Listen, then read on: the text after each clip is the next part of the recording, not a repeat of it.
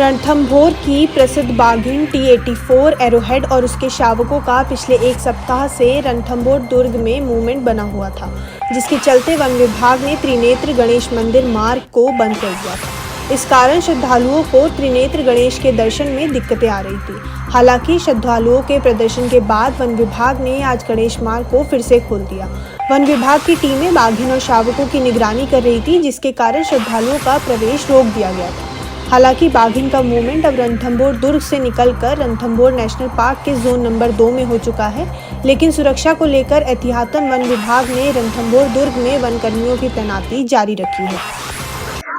मैं सुनील शर्मा, मैं बचपन से यहाँ गणेश जी महाराज के दर्शन के लिए आ रहा हूँ। मैं लोकल स्थानीय निवासी हूँ यहीं का, और लगभग आप ये समझिएगा कि मुझे 30-35 साल यहाँ आते हो गए।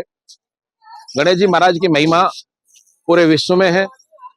यहाँ के गणेश जी महाराज का, त्रिनेत्र गणेश जी महाराज का महत्व जो है यह है कि द्वापर युग तक से यहाँ के उल्लेख है। पूरे देश से, पूरी दुनिया से लोग यहाँ आते हैं। पूरे विश्व में एकमात्र मंदिर है त्रिनेत्र गणेश मंदिर। यहाँ की आस्था, लोगों में विश्वास, जन जन में यहाँ की आस्था है। लोगों में इतना विश्वास है कि लोग अपने घर में कोई भी शुभ कार्य करते हैं, पहले गणेश जी महाराज को आमंत्रित करते हैं। लोग आते हैं। किसान भी जब खेती करता है तो उसके पहले गणेश जी महाराज को आमंत्रण दे करके जाता है कि उनमें घर में खुशहाली रहे, अच्छी फसल पैदा हो। पूरे देश से लोग आते हैं। यहाँ की महिमा बहुत विशाल है। 4-5 दिन से गणेश मंदिर मार्ग बंद था, क्या कारण थे? एक टाइग्रेस है एरोहेड, उसके और उसके शावकों के मंदिर विचरण, मंदिर एरिया में विचरण था। उस विचरण की वजह से यात्रियों की सुरक्षा को देखते हुए मंदिर के मार्ग को बंद किया गया फॉरेस्ट विभाग की तरफ से। और आज खोल दिया गया? हाँ, आज 6 दिन के संघर्ष के बाद फॉरेस्ट ने काफी जद्दोजहद करके, उनके जो रेंजर है अश्वनी जी और फॉरेस्टर योगेश जी, इन्होंने पूरी टीम के साथ आज मार्ग को सिक्योर कराए हैं।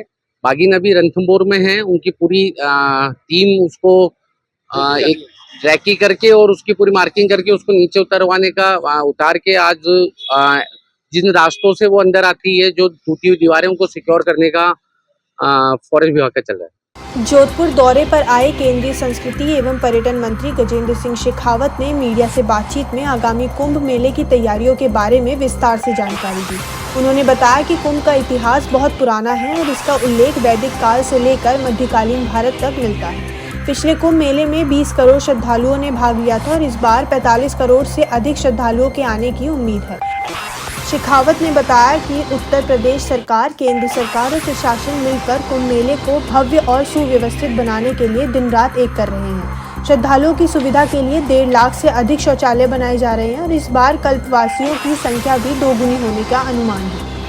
किस तरह की तैयारी करते हैं? इस बार बहुत अलग तरह की तैयारी की गई है। देखिए, कुंभ जिसका हजारों वर्ष का इतिहास है, वैदिक सभ्यता से लेकर के महाभारत के काल में, गुप्त का शासन काल में, चालुक्य वंश के समय में, और उसके बाद पूरे मध्यकालीन भारत इतिहास में कुंभ का उल्लेख मिलता है। पिछले कुंभ में जब पूर्ण कुंभ हुआ था 12 वर्ष पूर्व, तब लगभग 20 करोड़ ऐसे यात्री उसमें कुंभ में स्नान करने के लिए, दर्शन करने के लिए आए थे। पिछले अर्ध कुंभ के समय में ये संख्या बढ़कर के 25 करोड़ हुई थी और अब की अनुमान किया जा रहा है कि 45 करोड़ लोग अब की बार कुंभ में जो है वो साक्षी बनेंगे, सम्मिलित होंगे। अब की बार का कुंभ और अधिक दिव्य हो और अधिक भव्य हो, इसको लेकर के प्रशासन, उत्तर प्रदेश सरकार, भारत सरकार सभी मिलकर के बहुत व्यापक स्तर पर इस पर काम कर रहे हैं। जो कुंभ के लिए पेंटोन पुल्स बनाए जाते हैं, उनकी संख्या को भी 1.5 गुना बढ़ाया गया है। वहाँ 1.5 लाख से ज़्यादा शौचालय बनाए गए हैं।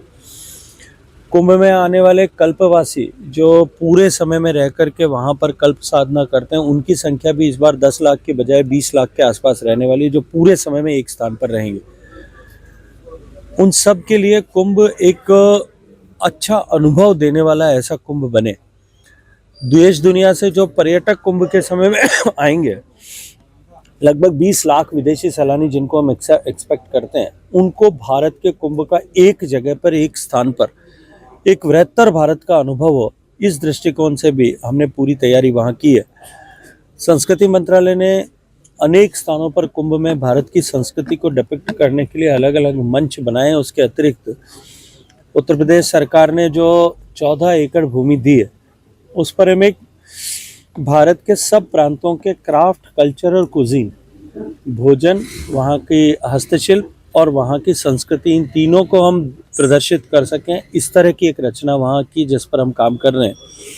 और देश के सभी ख्यातनाम जो कलाकार वो वहाँ पर उसमें अपना प्रदर्शन करेंगे और सारे देश भर के आर्टिजन्स, देश भर के अलग अलग क्षेत्रों में काम करने वाले लोग अपनी हुनर का वहाँ पर सीधा जो है प्रत्यक्ष प्रदर्शन वहाँ करने वाले हैं। भीलवाड़ा जिले के आसीन थाना क्षेत्र के लाछुड़ा गांव में एक सनसनीखेज घटना में व्यापारी भैरूलाल सोनी से बदमाशों ने 8 किलो चांदी, 80 ग्राम सोना और 1,80,000 रुपए नकद लूट लिए। घटना के अनुसार भैरूलाल रोज की तरह अपनी दुकान बंद कर घर लौट रहा था। रास्ते में कार सवार 4 से 5 अज्ञात बदमाशों ने उनकी बाइक को रोक लिया और रिवॉल्वर से हमला कर दिया। बदमाशों ने व्यापारी का गला घोंटकर जान से मारने का प्रयास किया और फिर उनसे सारा सामान लूटकर फरार हो गए। घायल व्यापारी किसी तरह सड़क किनारे पहुंचा और एक बाइक सवार की मदद से गांव पहुंचा। उन्होंने तुरंत आसीन थाने में मामला दर्ज करवाया। पुलिस ने मामला दर्ज कर लुटेरों की तलाश शुरू कर दी है।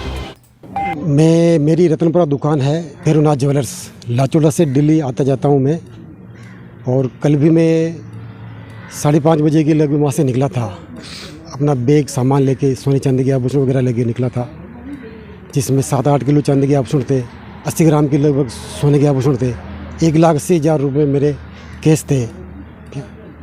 रतनपुरा और लाचुड़ा के बीच में जो रास्ता पड़ता है उस बीच में मेरे को गाड़ी रुकाई। 4-5 आदमी के पास गाड़ी थी, एक काले रंग की स्विफ्ट जैसी, और मेरे को रुका करके बैग वगैरह छीन लिए। उनके हाथ में एक रिवॉल्वर थी। मेरे सिर पे 2 बार उन्होंने वार किया और बैग छीन लिया और मेरे को ज़बरदस्ती उठा के गाड़ी में बिठा के ले गए क्या। और रतनपुरा होते हुए वो मालास और लादवास के बीच में जो जंगल पड़ता है उसके बीच में वहाँ ले गए मेरे को, और वहाँ ने मारने की कोशिश की, गोली मारने की कोशिश की, क्या गले में फांसी लगाने की कोशिश की। मैंने हाथें जोड़ी की, मैंने बहुत विनती की क्या, फिर मेरे पैर वैर बांध के वो वहाँ से निकल गए क्या। फिर बाद में क्या हुआ? फिर बाद में मुझे मालूम नहीं पड़ा कि मैं कहाँ आ गया हूँ जंगल में। फिर मेरे को रोड के ऊपर आया मैं, और एक बाइक वाले आए थे, उसको मैंने रुकाया, उसकी गाड़ी पे बैठ के मैं फिर रतनपुरा आया। क्या नाम है आपका? मेरा नाम भैरूलाल सोनी है। कहाँ रहते हो? मैं लाछुड़ा रहता हूँ। अच्छा, दुकान कहाँ? और रतनपुरा मेरी दुकान है। अच्छा, कितनी बजे की घटना है ये लगभग? ये 5:30 पौने 6 के बीच की घटना है। मामला दर्ज हो गया था? आप थाने में रिपोर्ट दर्ज करवाई है क्या। अजमेर शरीफ में ख्वाजा गरीब नवाज के आगामी 813वें उर्स से पहले नगर निगम ने दरगाह क्षेत्र में बड़े पैमाने पर अवैध अतिक्रमण हटाने का अभियान चलाया। निगम की टीम ने दरगाह थाना पुलिस के सहयोग से कई इलाकों में बुलडोजर चलाकर अवैध निर्माणों को ढा दिया। इस कार्रवाई का विरोध करते हुए कई दुकानदार और स्थानीय लोग सड़कों पर उतर आए।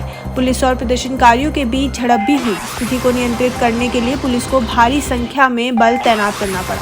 स्थानीय लोगों का कहना है कि उन्हें इस कार्रवाई के बारे में पहले से सूचित नहीं किया गया था और न ही उन्हें अपना सामान हटाने का पर्याप्त समय दिया गया था। उन्होंने कहा कि इस कार्रवाई से उनकी आजीविका प्रभावित होगी। ये उर्स मेला क्षेत्र में दरगाह बाजार, नला बाजार, अंदरकोट, लंगरखाना, सभी दिल्ली गेट से दरगाह, ये पूरे एरिया में नालियों पे जो भी चबूतरे हैं, रैंप है, अस्थायी अतिक्रमण है, कैबिन है, आज उन्हें हटाया जा रहा है।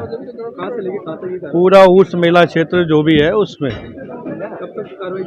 ये आज पूरे दिन कार्रवाई जारी रहेगी। इनको बता दिया गया है, ये खुद हटा रहे हैं। यदि खुद नहीं हटाते हैं तो फिर निगम द्वारा, जेसीबी द्वारा हटा दिया जाएगा। जिस तरीके से आप लोग नगर निगम यहाँ पर कार्रवाई करता है, अतिक्रमण हटाता है और वापस यहाँ पर अतिक्रमण हो जाता है, कोई अभी हटा रहे हैं इनको, फिर अगर फिर करते हैं तो पुनः हटाया जाएगा। फिर इनके खिलाफ जो भी नियमानुसार कार्रवाई होगी वो की जाएगी। बारां जिले के घीसरी गांव में पार्वती नदी में अवैध बजरी खनन का मामला गंभीर होता जा रहा है। ग्रामीणों का आरोप है कि प्रशासन की मिलीभगत से यहां बड़े पैमाने पर अवैध खनन किया जा रहा है। ग्रामीणों के अनुसार रोजाना 15 से 20 ट्रैक्टर ट्रॉली बजरी लेकर गांव से गुजरती है, जिससे स्थानीय लोगों को काफी परेशानी हो रही है। नदी में करीब 10 जेसीबी मशीनों के माध्यम से दिन रात खनन का काम चल रहा है। उन्होंने कहा कि 1 साल पहले प्रधानमंत्री नरेंद्र मोदी ने अंतः सभा में इस समस्या को उठाया था, लेकिन इसके बाद भी स्थिति में कोई सुधार नहीं हुआ है। ग्रामीणों का आरोप है कि भाजपा के कुछ नेताओं और विधायकों के संरक्षण में यह अवैध खनन किया जा रहा है। जालोर जिले के राजीव गांधी भवन कांग्रेस कार्यालय में राजस्थान प्रदेश कांग्रेस ने भाजपा सरकार के 1 साल के कार्यकाल पर प्रेस वार्ता आयोजित की। इस दौरान मुख्यमंत्री के पूर्व सलाहकार संयम लोधा और जिला संगठन प्रभारी मोहन डागर ने भाजपा सरकार पर जमकर हमला बोला। संजय लोढ़ा ने कहा कि भाजपा सरकार के 1 साल में जनता को किसी प्रकार की राहत नहीं मिली है। इसके बजाय महंगाई, बेरोजगारी, महिला अत्याचार, बलात्कार, किसानों का शोषण और लूट डकैती की घटनाएं बढ़ी हैं। उन्होंने आरोप लगाया कि भाजपा सरकार कांग्रेस सरकार की जन कल्याणकारी योजनाओं को बंद कर रही है। इसके अलावा अघोषित बिजली कटौती और फ्यूल सरचार्ज बढ़ाकर सरकार जनता से करोड़ों रुपए वसूल रही है।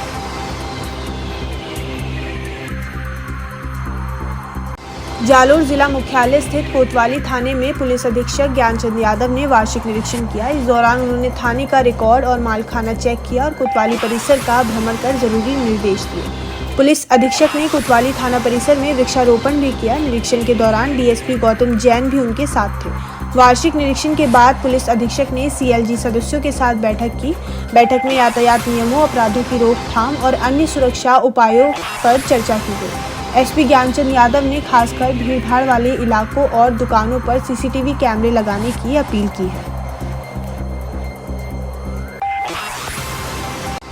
गुरनादा थाना क्षेत्र में 21 दिसंबर को एक मकान में हुई चोरी की घटना में पुलिस ने त्वरित कार्रवाई करते हुए आरोपी को गिरफ्तार कर लिया और चोरी गए 70 लाख रुपए का माल बरामद कर लिया।